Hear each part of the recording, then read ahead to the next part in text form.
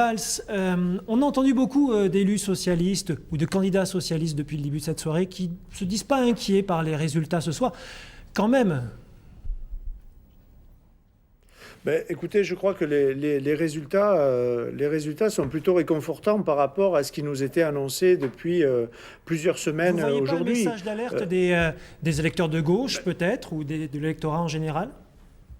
Ben, mais c'est évident qu'il y a un message d'alerte dans notre pays. C'est absolument évident, comme on a connu au cours des dernières années des messages d'alerte à l'égard de la droite.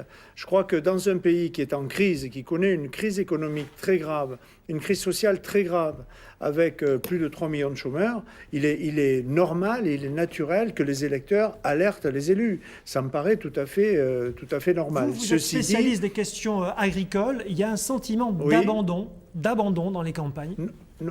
Non, oui, écoutez, c'est vraiment un sentiment.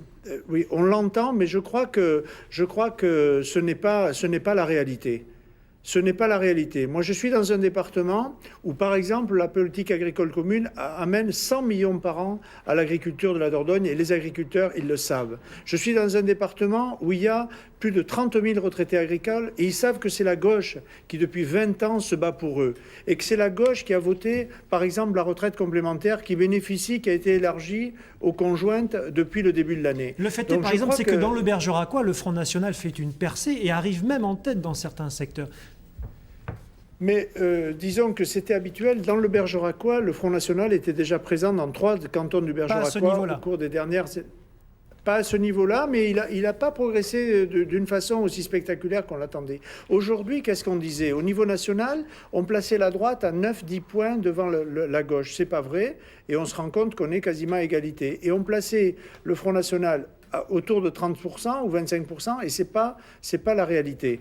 Donc je crois que dans cette élection, l'ancrage local a joué, et on le voit bien dans ce département, où je suis tout à fait confiant, même si les choses sont à réaliser dimanche prochain, et je suis tout à fait persuadé, comme je le suis depuis le début d'ailleurs, que la Dordogne restera parmi les départements de gauche. Merci Germinal Perrault, député et vice-président du Conseil général de Dordogne.